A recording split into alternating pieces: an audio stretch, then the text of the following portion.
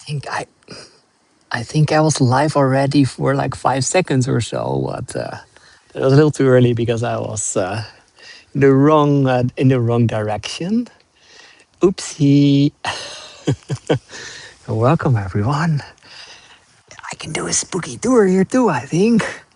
So welcome everyone that's already here. We will start in about I think 3-4 minutes. Um, well, I'm here in like a narrow alley in the heart of Ghent. No, no, don't worry, don't worry. It will not be a spooky tour this time. It will just be a night tour. So, but I think I'm here. I hope you can hear me. Let me know because I have my ears. So, but I never know, of course. So, and also just let me know the time because it's a little hard for me to see over here.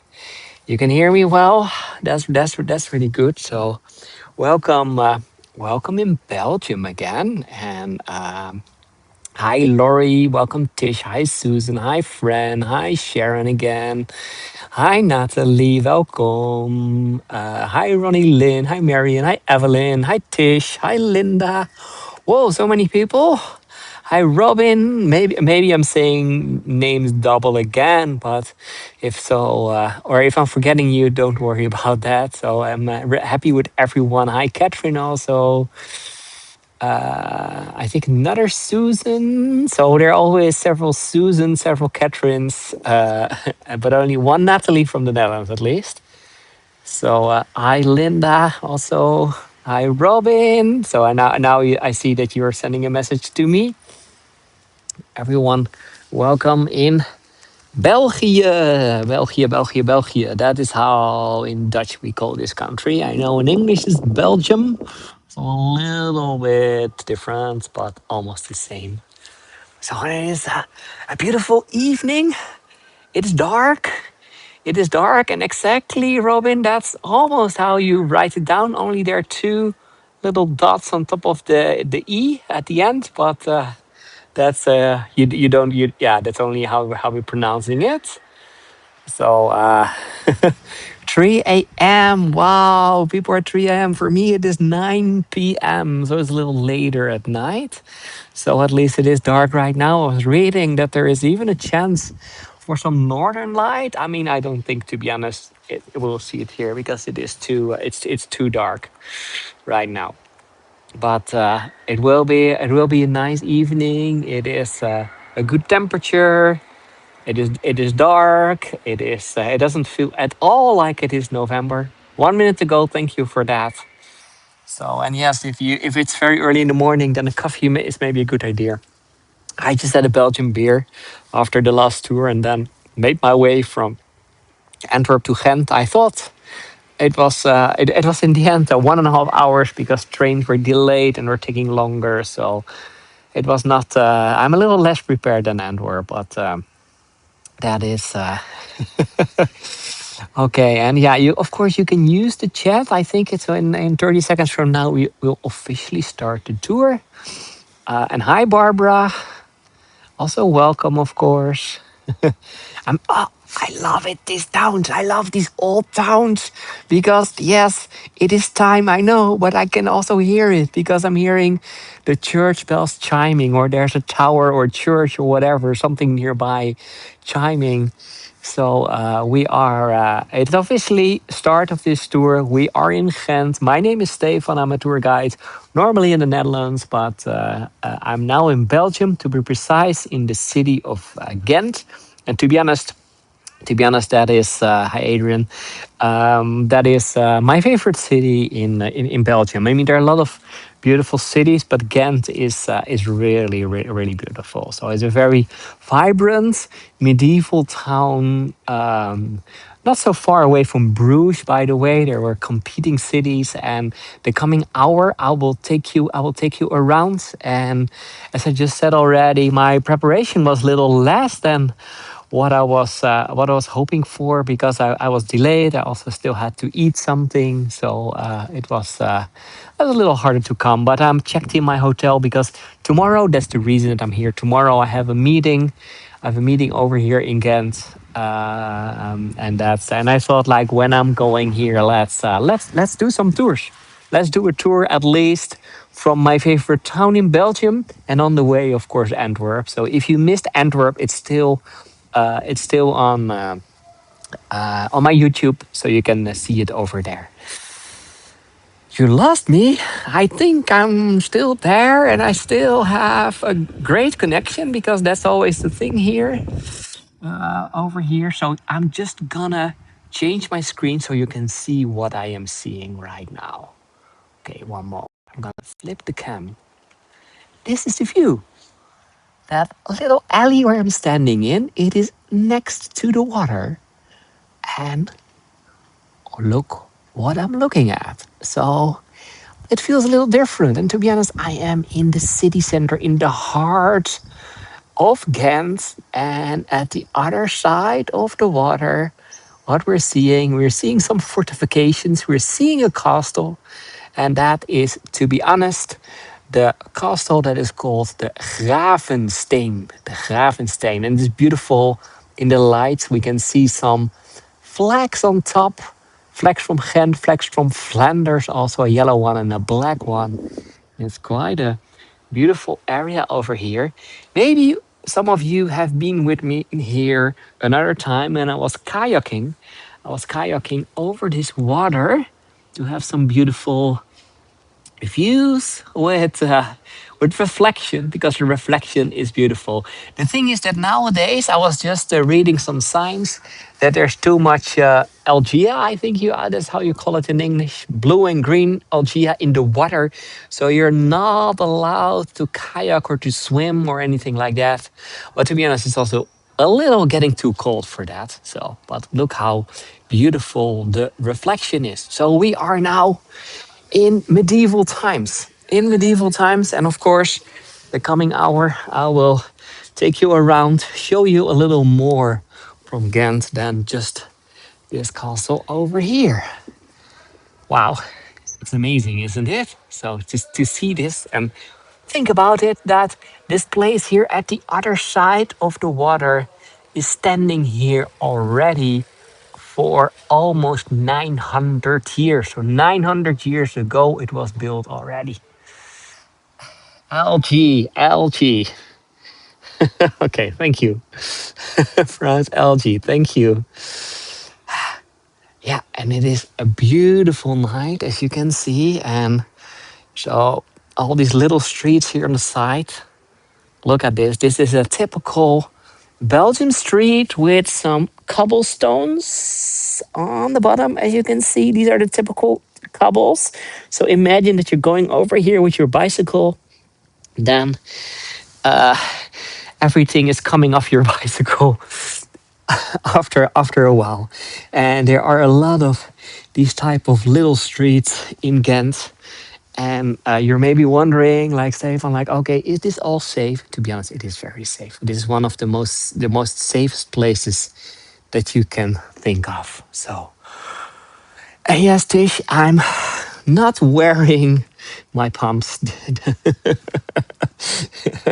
So, but yes, as a woman, when coming to Ghent or cities like this, old European towns, it's better just to have some different shoes to be prepared for that.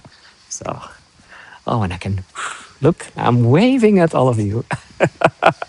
I can do a ghoster over here, but that's maybe for another time.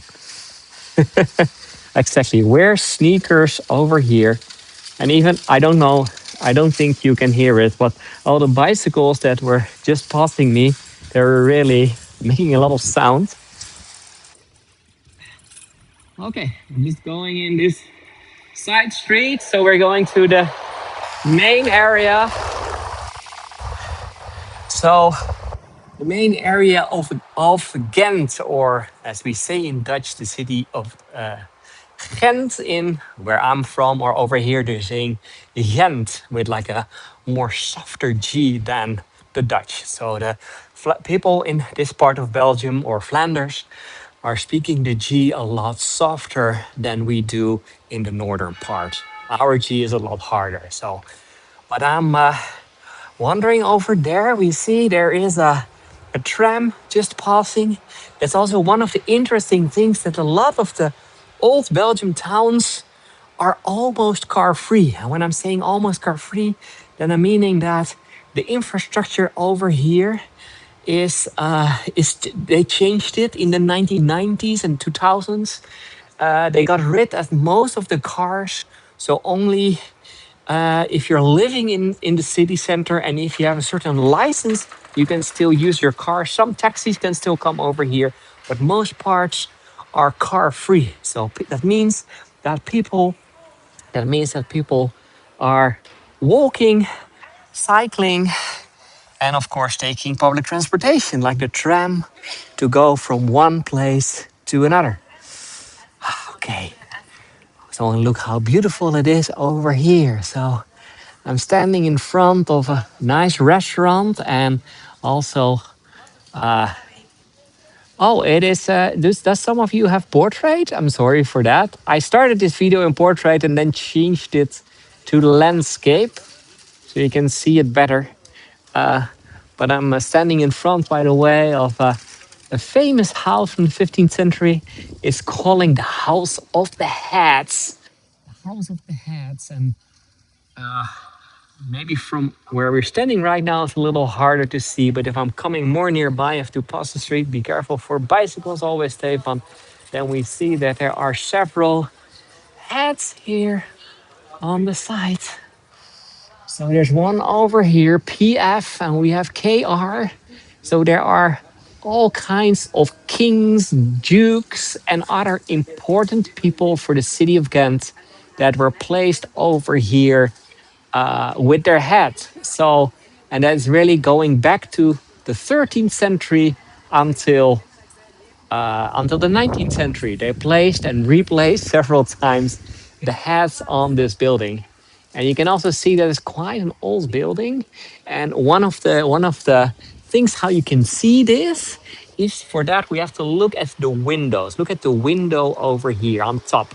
The window beneath here is like a normal window, as we have nowadays. But if we look at the top, you see it looks like stained glass. It looks like stained glass that you can find in like churches and cathedrals.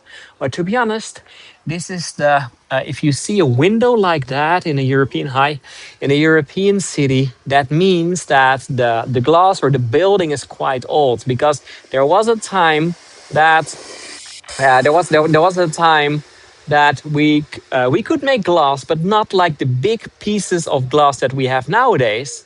Um, so we go to only make very tiny pieces. So, and of course, we still wanted windows already because it was a lot more comfortable. And that's how you can recognize a building from the 15th or the 16th century or earlier. So the one over here. And I'm happy that so many people are now seeing this in what we call landscape. So let's go a little further. So, okay, over here, the orange sign is also saying that if you cannot come over here, then you will get a fine for sure. So you're getting a fine of 58 euros. So that's about almost $70 if you are driving here with your car. So you can better not do that. So I'm going here only if you are like an ambulance or a police or something like that. So I'm going here over the water to the other side, and there we still have the Gravensteen. And you may be wondering, why do they have such a fortified castle here at the site? And for this, we have to go back to the start of Ghent. And for that, we have to go back about 1,000 years ago. And 1,000 years ago, there were two rivers, there's still two rivers, that are coming together over here. So basically, Ghent, or Ganda, as it was called at that moment, was built on the confluence of two different rivers, the Lies and the Schelde. The Schelde and the Lies. That were the two rivers that were coming here together. And of course, if you have two rivers, and rivers were always a very good place to start a village. So there was a little village over here. There were not that many people living over here. And yeah, there were some villages nearby. Most people were living over here. They had some cattle, some cows, some goats, some sheep, that kind of things. And then around 1,000 years ago, something happened. Something happened. There was an enemy coming. And before that time, the people that were living over here quite peaceful, for medieval times, quite peaceful. So of course they had some weapons to defend themselves, but most of them they were just farmers. They were just farmers. They were not really used to fight. And then around the year 1100, something happened. There were some. Okay, I cannot call them barbarians because they were from somewhere else, but the Vikings were coming. The Vikings from Norway, what now is Norway and Sweden, they were coming towards this part of Europe. They were coming with their ships over the rivers, and they were literally conquering everything they could on their way over there, including the area over here. So a lot of people died in several of the fights, and the people that were ruling it over here, the dukes, at that moment, the dukes, they were deciding, okay, we have to defend ourselves. So to defend themselves, they were building this fortification, this castle over here called Gravensteen. The gravestone, basically. If we, and you can see it is quite a beautiful castle, and yeah, it is. In all these years since 1100, since it was built, uh, several armies have tried to get inside, but to be honest, it took 800 years. It took 800 years for the first time that it was that someone came in and took over the power. And to be honest, 800 years, you're thinking like, Stefan, you were just telling it was around 1100 plus 800 years. That's in the 1900s. So was it World War One, World War Two? No, it was later. It was the year 1949. 1949, there was no war at all over here. But still, in 1949, it was the first time ever that this castle was besieged and that some people came inside. And to be honest, 1949, what happened? 138 students from that were studying in Ghent, they came inside. They came inside, of course. They were not with weapons, but they came inside. They closed all the doors and everything, and they didn't want to come out anymore. And of course, police and firearms and like the local government, they wanted. I was just zooming out a little. They wanted to get inside the castle again because it was in use by the time already as a museum. But the students, they didn't want to go out. So they were throwing eggs, they were throwing fruit, all that kind of things at the police. And why were they getting into the castle? Why didn't they want to get out? Yeah. What do you think? Why would students be in there, in the city, in Belgium? There was a very important reason. Because they were fighting, they were demonstrating, because they were not happy with the races of the race of the price of beer. So students drinking quite a lot of beer, they were not happy that Belgium or the city of Ghent was making too much money with the beer, so they were getting inside the castle, and it took the police 2 days because they had fruits, they had eggs, they had stink bombs, and all that kind of things with them before they got out. And but the thing is that the people in Ghent agreed with the students. So the thing is, in the end, they won. It only took them 2 days, and then they won. They won the castle. They won the hearts of the people of Ghent, and the beer prices went down again. And since that time, it is just a nice museum again. So, but yeah, a beautiful history of this castle. By the way, in between that time, it has been, of course, a castle with a fortification. It has been the place where the dukes of the dukes of Brabant were living. It was the place. It was also for a long time the mint. So the gold of the city of Ghent was over there.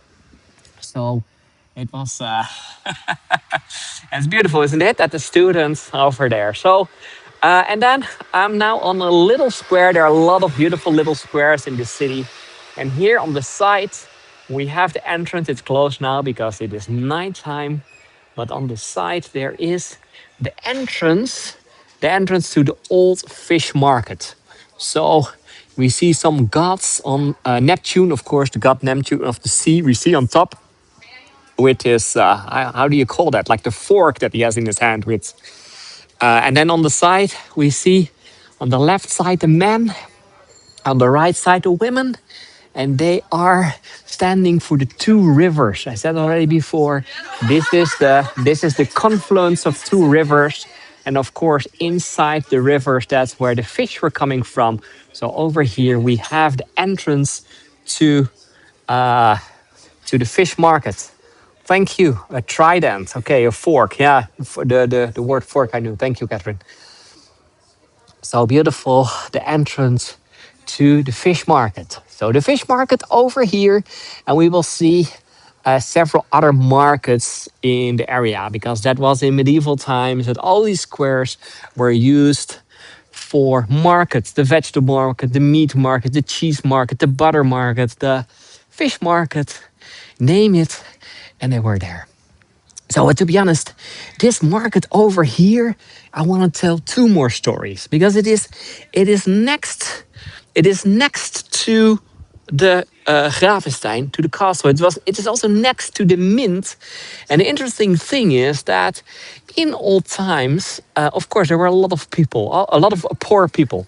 Also in the city of Ghent, there were a lot of poor people. So a lot of people, they were trying, and it was in these times a little easier than it is right now. They were trying to make their own money, to falsify money. So, and in these times, for example, one of the ways to falsify money was if you had a lot of coins. So these coins were from gold or silver or other metals. So what they were doing, for example, from every coin, they were just cutting off like a very little bit. So think about that. You have a golden coin and you just pick out a little piece of it, let's say 1%, maybe 2%, not more. And if you're doing that from every coin that's going through your hands, after a while, you will get a new coin because that's the nice thing with gold or silver. You can just heat it and then you can make new coins. So that was one of the ways how some people were making new money, false money. And of course, sometimes people were caught. And yeah, at that time, if you were caught doing something like that, then you were receiving the death sentence. And the death sentence over here, how they were doing that on this square over here. And then they were basically making a coin of you. So, how do you make a new coin out of pieces of an old coin? For that, you need a kettle and you need a very hot kettle.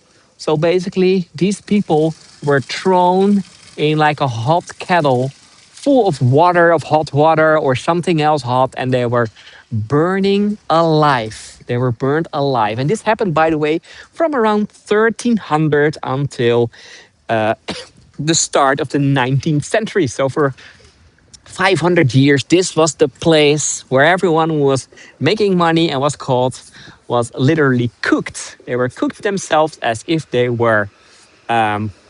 as if they were money themselves. So a little sad story, but nowadays there is a beautiful story about this square too.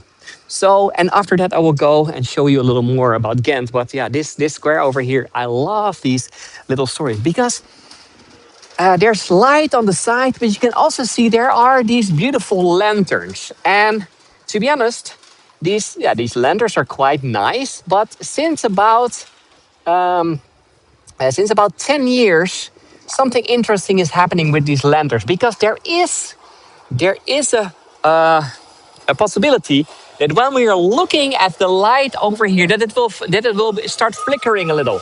Just one time that you think like, oh, what happened right now? Someone turned off electricity and turned it on again later on. And then it's not only happening with this lantern over here, but with all the lanterns over here on the square. And to be honest, that is on purpose because all the lanterns over here are connected to the three hospitals of Ghent. There are three bigger hospitals around Ghent. And what happened at the moment that a baby is born in a hospital, that is the tradition in Ghent, then the parents have the option to push a button that is nearby the places where the babies are born.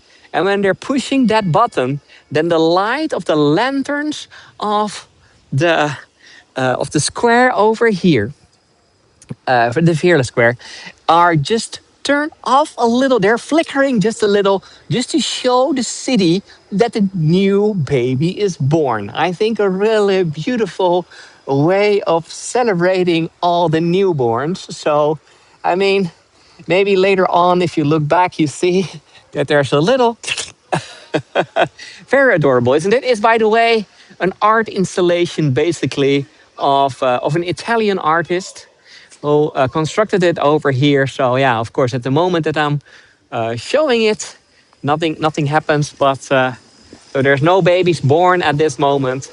So so yeah, a gruesome story and a beautiful story just at the same location. By the way, over here we have one of these old post boxes also here on the site, not in use anymore nowadays. There's even some graffiti on it, but okay. We have church bells here for babies. That is also nice. That is also nice. But I mean, yeah, over here, you can imagine in a bigger city that it happens quite a lot that babies are born. So every time the church bells, and we have church bells already every hour. So it is nicer than just to do something with the lights. Okay. Just let's get a little bit into the city center. There was a lot of talking about just one square. I said already before, there are two rivers. So there are a lot of bridges. There are a lot of bridges here over the water. And look at this over here. This is, oh, and it is, there's not so much wind this evening. So it's quite a beautiful reflection. So this is one of the two rivers. You can see all the old buildings on the side. And most of the ones over here, by the way, are newer ones. But I can also go to the other side where we're looking towards the confluence. The confluence is a little on the right side where the two rivers are coming together. And there at the end, you have the quay with several other beautiful houses. And then here on the side, there's another old building, 14th century building. So there's another building here on the side. And that is the old meat hall. So imagine, I was telling you before, there were all kind of places where you could buy your fish, where you could buy your vegetables, where you could buy all kind of other things, cheese, butter, etc.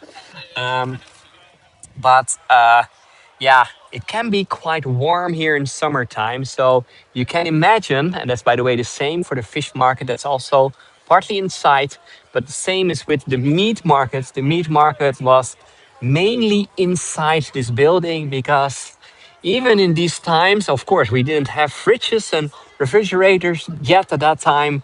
So they had all kind of other techniques to preserve the meat. But one of the things is it was better to have it inside and not outside on the square, inside, so there could be less flies coming nearby. Also, the temperature was a little less high.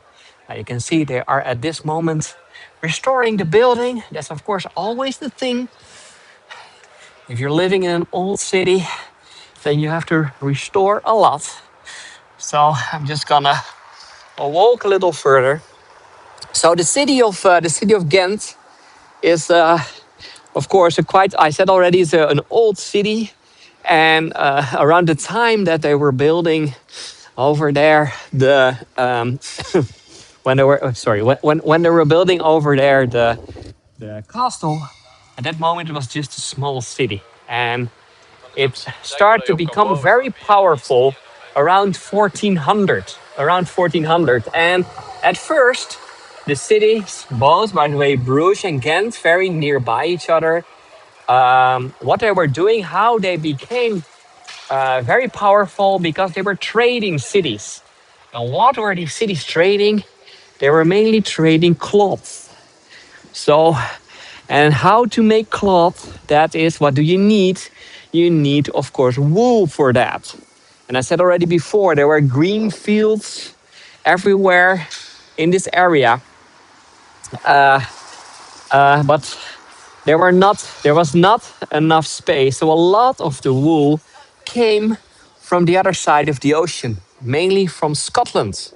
So a lot was imported from Scotland and then traded over here. So people in Europe, I mean, the UK nowadays is not Europe anymore. At least they don't want to be in Europe anymore. Uh, sorry, talking about the Brexit. Um, no, but a lot of the wool came over here in Ghent and Bruges. They were making cloths out of it and all kind of things, and then it was sold and traded. So people from Europe were coming over here. If you needed cloth, then you knew you had to come to Ghent or Bruges. Of course, also for other things, but that was the main thing how this city became powerful. Okay, and I'm now over here nearby. We are in Europe, not the EU. Yeah, you're right, Susan. So you're completely right. You're completely right. It is Europe, but not the EU. So, but that's something that. Okay, but in the meantime, look how wonderful the view is over here, because this is over here the main part of the city. So, on both sides of the river, on we're calling it the graslei and the korenlei and the graslei. And on both sides, there are these houses. And these houses are, and if you've seen the tour earlier about Antwerp, then I've been telling you a little bit about the guilds. And guilds are the unions of people doing the same profession. And what we have over here at the other side are the guild houses. Let's go a little to the other side. I'm just going to the water level. During daytime, you can, of course, take a boat trip over here. These boats are still going, only swimming, etc. not allowed because of the algae. Okay. Okay, let's see how. Oh no, I'm just staying on this side. But look how wonderful this is, though the buildings at the other side, all guild houses from the different professions. And the one there in the middle, that is the oldest one. I think you can see it already if you're looking at the building. That is what we call the corn house. So that's from the guilds of everyone who was trading corn. That was in the middle, and on the sides there are several other ones for different other guilds. So, and it was just to show the richness of a guild, and also, of course, to trade. And these were also quite central locations, because of course it was here next to the river, so that it was also the place where they were trading, because that's one of the things you have to imagine. They were trading already with other cities. I was talking already about England, about Scotland before, but also other parts of northwestern Europe, but even all the way to the south. So there were already, for example, Italian traders, Italian merchants coming over here. And that's also one of the reasons why sometimes you see some influence of the architecture, what you would maybe expect not over here, but somewhere, maybe in Venice or in Rome. That's because these styles were just brought all over Europe. And a lot of them came, of course, because of all the trading. And yeah, this is a magical area over here. So it is now November. if I'm coming back over here in, let's say, May, June, July, then both sides of the quay, now you can see the umbrella standing there, but then both sides of the quay are full of people. And not only tourists, to be honest, because the city of Ghent is also a very vivid place. And one of the reasons why it is so vivid is because this is a student town. There is the university. There's a quite big university, also an old university of Ghent, and that is attracting a lot of students. Not only from Belgium, by the way, nowadays, and already in the old times, by the way, but nowadays more and more people from all over Europe. Also, a lot of Dutch people, by the way, are coming to Ghent to study. So, what month does that start with the umbrellas, Laurie? Now, to be honest, if you want to be in the good time to travel to Belgium, then I would recommend come here somewhere between the start of April and the end of October. So, or half October, something like that. That is the time, and still, I can never, nobody can, I can never guarantee good weather because that is it's still a sea climate, so it can change 4 times a day, but you have a bigger chance that it is wonderful weather. Okay. And yeah, Susan, Christmas time will also be busy, of course, and I was because also in Belgium you have the Christmas markets in a lot of locations, and look how beautiful the area is over here. So I can just go almost to water level. No, I can come to water level, to be honest. So look at this. You can see on the right side how nearby the water level we are right now. This is normally the place, if you take a kayak tour, you can start over here. It's beautiful, isn't it? I mean, it doesn't even fit completely. It's a gorgeous town. And not only look also at these reflections over here. You're now about 5 centimeters, let's say 2 inch above the water, above the river.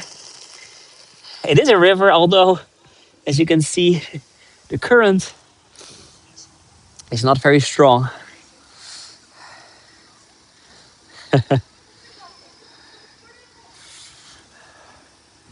Wow. And during day, it is different, of course, but it's also really a beautiful town.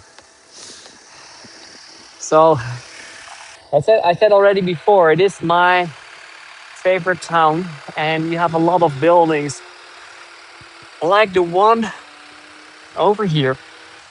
So, with a typical facade.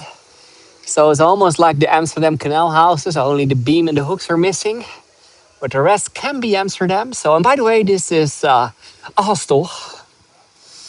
So even a hostel, next to it is the Marriott Hotel and some other 5-star hotels. And then here on the corner, in another beautiful building, is like a youth hostel. Youth hostel. So you don't even need to be very rich if you want to stay in a place with a beautiful view. Okay, let's show you also over here. There's so much more. And the lights are amazing, isn't it?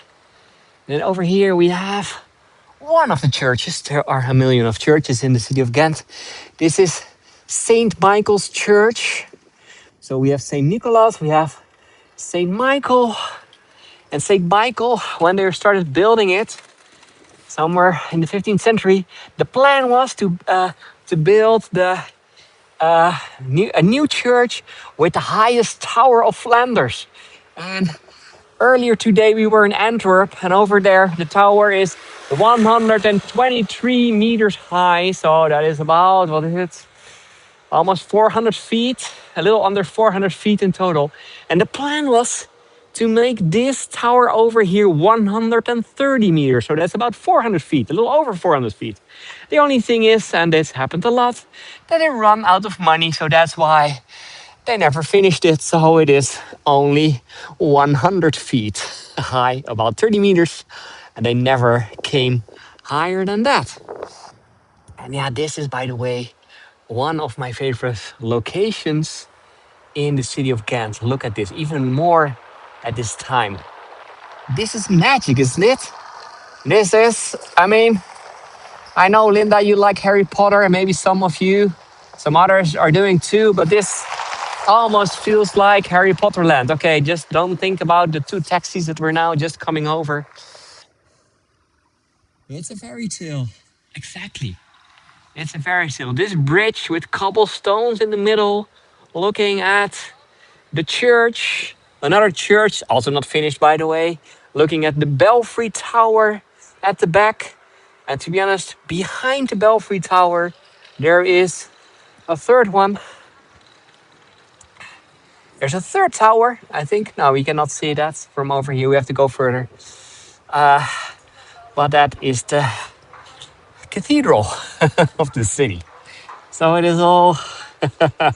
And yes, I'm always saying to people, also Dutch people, if you want to go to Belgium, don't go to Bruges, don't go to Antwerp, to Brussels, go to Ghent.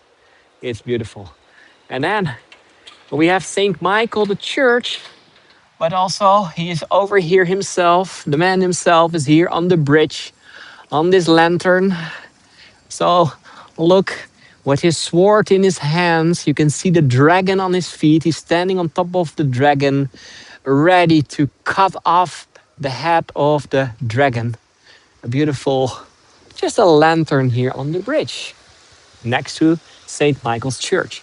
And then the building over here, this is an interesting one. The building over here, you're maybe thinking like, oh, another old building. I was talking about the guild houses somewhere from the 13th, 14th, 15th, 16th century. And then over here, this building, it looks old too, but it's not old at all. This is a neo-Renaissance building that is only from the start of the 20th century.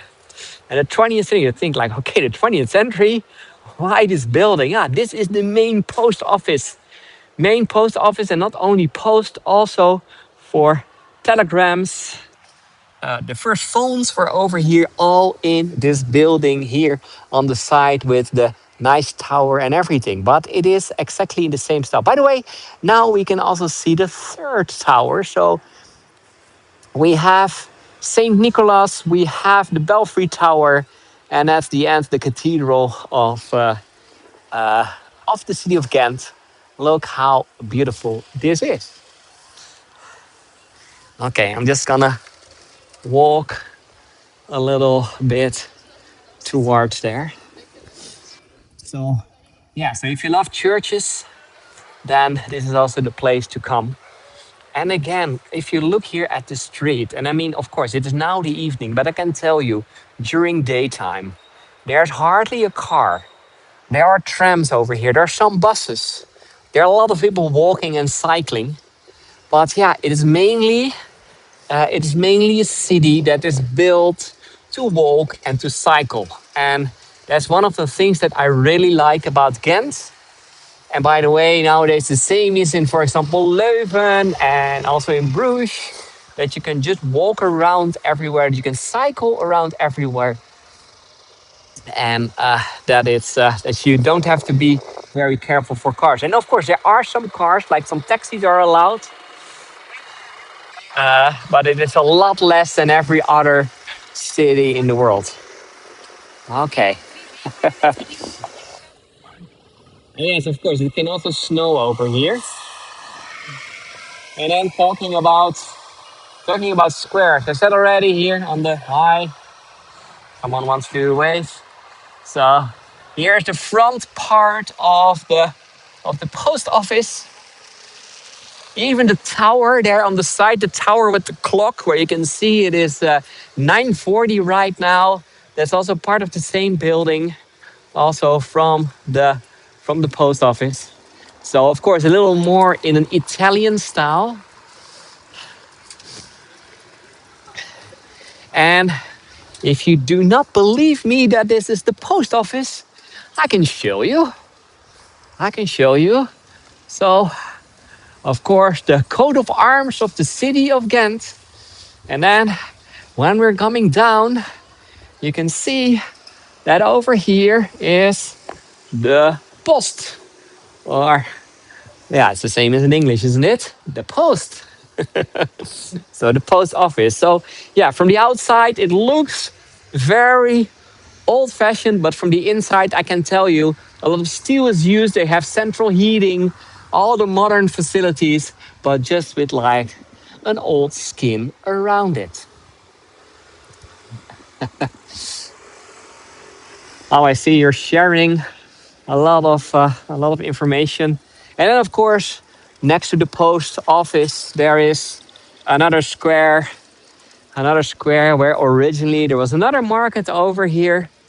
And nowadays, now you can see it a little bit more places where people are sitting outside under the heating now because it is getting a little chilly now because it's later in the day and it is November. And let's get around the church over here. Also, by the way, a beautiful church to go inside. And yeah, this is when I'm saying it's a vibrant city. Look here at the left side, you see a lot of people sitting outside, eating, drinking, a lot of young people. And here at the right side, it is now closed, but they have a sort of a greenhouse where you can have drinks inside. I think you cannot hear all the sound, but there are. You can see a lot of people here outside. Looking at them, a lot of students. Okay. Just have to be a little careful because there are bicycles everywhere. Let me see if I missed a lot of. I believe you. That's good. Okay. Then the second tower over here. This is what we call the Belfry Tower, and most of the cities over here have a Belfry Tower. This is not a church. No, this is from the local government. It is from the local government, and the Belfry Tower was very practical. So it was very practical. Why were they building these towers? One thing is that in medieval times, and also after that, a lot of the buildings were made from wood. And what happens if your building is made from wood? You have to be a little careful because at the same time, how were we heating our buildings with fireplaces? Yeah, and fire and wood. Now that combination is not the best. So there were a lot of city fires, and as the local government, you needed to know where a city fire was starting, so you could quite fast react, and hopefully you were on time with water, with firemen, to uh, uh, to get it removed.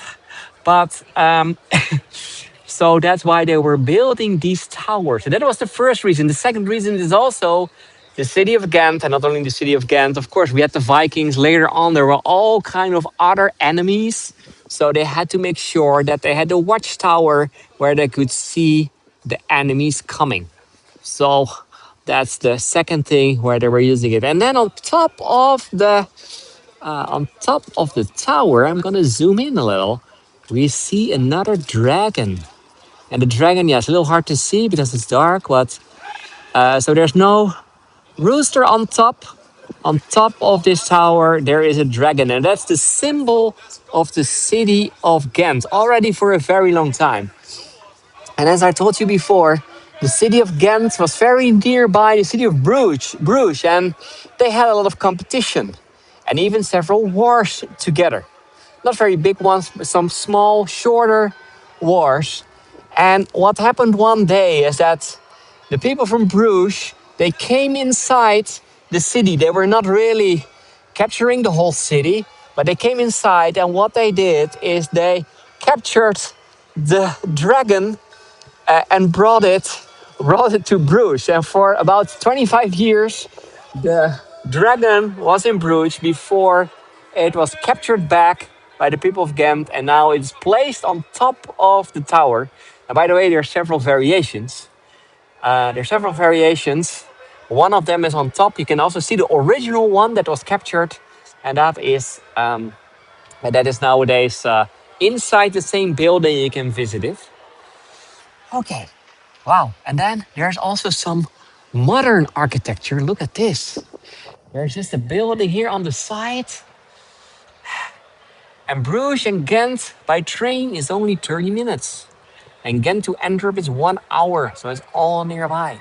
But there's also, as you can see, some modern architecture here in the middle. So on one of the central squares, they make this beautiful wood again, wooden piece.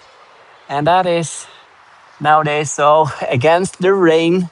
There are also a lot of little concerts over here inside, so it's now a little too late for that. It has a beautiful acoustic, by the way. So I'm just going here on the side. So the Belfry Tower, I said already, not part of the church, it was part of the government. So, and most of the time, the Belfry was also part of the prison. And we can see that over here on the side, the little building. We can see if we look at the windows, you can still see that it was in use as a prison. So look at all the steel that is in front of the spouts that are in front of the windows. So part of the prison of the city of Ghent. And to be honest, there is a very nice there's a very nice statue here on the top. And this is another beautiful myth that they tell about Ghent. By the way, it's not a typical Belgian myth. This myth you can find all over Europe. I think it's an old Roman one.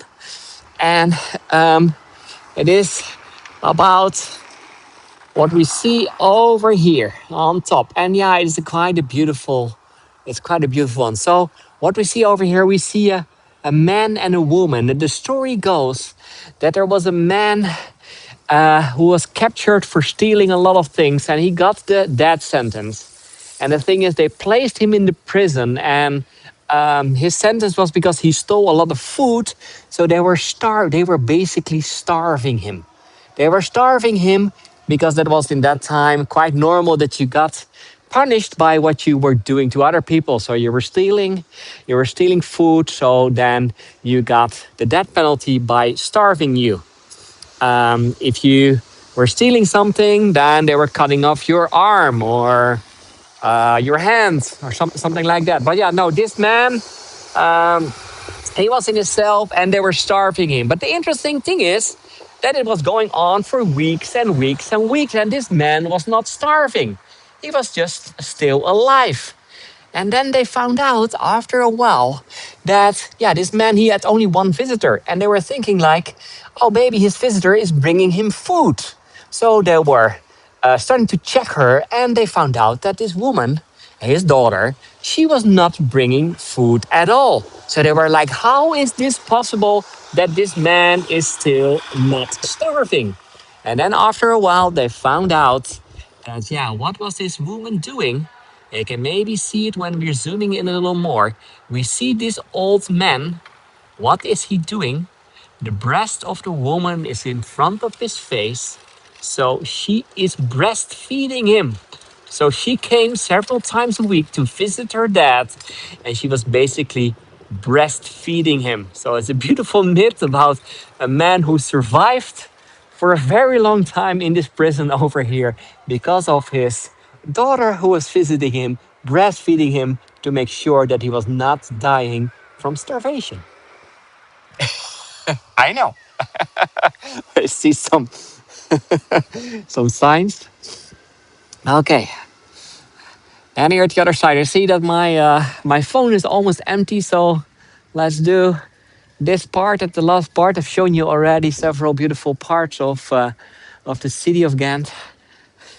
And yeah, it's eerie, it's a little prison and a weird story. And then over here, look at this building. It's a completely different style again. So we see some Roman or Greek influences.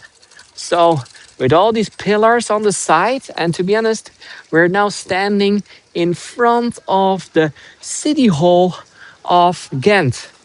And the interesting thing is with this city hall, it's built in two pieces.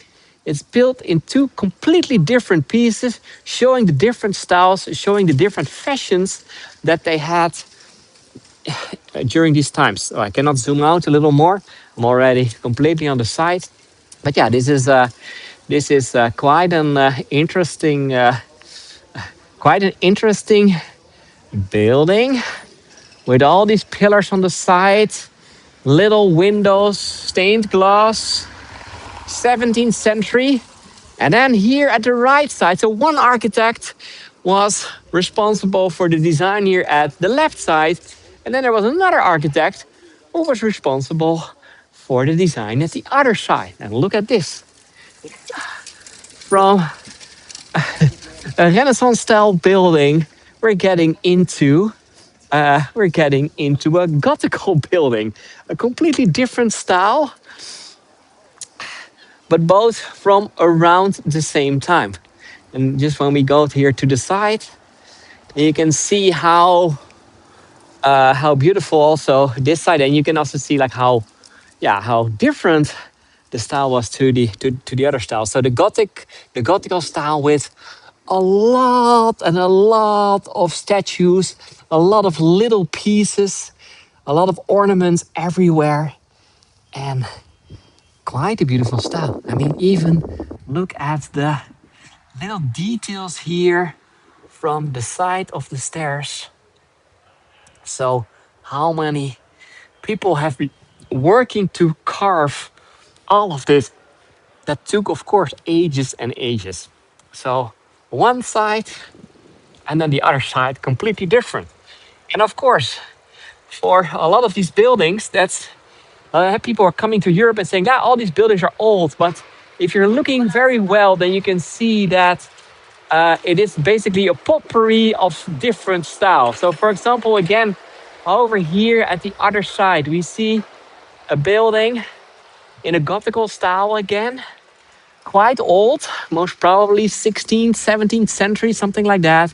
And then if we're going to the right, we're seeing a building that's about 150 years old. So it's also old, it's also beautiful, neoclassical, completely different style, and just next to each other. So if you're looking very carefully to most of these buildings, you see 15th century, 16th, 17th, 18th, 19th, and even 20th century, and all through each other. And just at the moment that the building was not in a good place anymore, or not needed some maintenance, or it was really not so good anymore, they just removed it, built something new, a new style of that time, and nowadays we all love it. Wow, the styles are so different. Okay, let's do. The buildings are just incredible. I know, they're all beautiful, they're all different. And then the last little square that I want to do in front of the main church of the cathedral. By the way, if you're coming over here, then I can recommend you to also go inside the place over here. It has some quite famous paintings. That's a story in itself. And then next to the cathedral, there is the Dutch theater, by the way. And I'm saying the Dutch theater because it was built in the time that Ghent was still part of the Netherlands, until 1835 that was. So it is a building from the 19th century. Again, a completely different style, but really, really, really beautiful. So, I have 5% left. So let's end with some more reflections. The reflections here are everywhere. So we have the reflections of the tower that we were just seeing in front of us. So exactly, and Catherine is sharing it. There is a quite famous altar piece over here that you can see inside. Uh, there's the altarpiece of, and in the middle part of the altarpiece, you see there is a lamp. And the interesting thing is that that painting has been restored, I think about 10 years ago.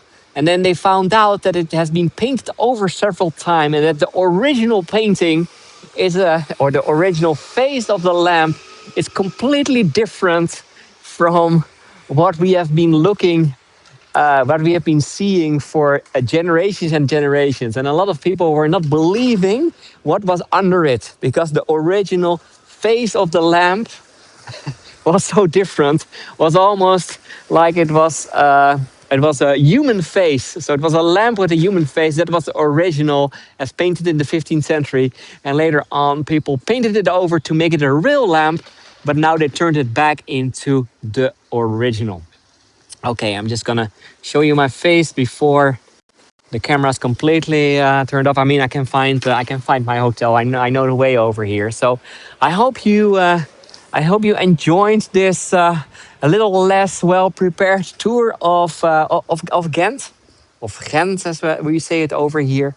I had an amazing time to show you around. I'm just going for a last drink. I think I'm just gonna try one more beer over here while I'm in Belgium, because the best beers in Europe are for sure still coming from Belgium. So thank you all for joining. If you wanna, if you like this tour, of course there will be more tours. Most probably, yeah.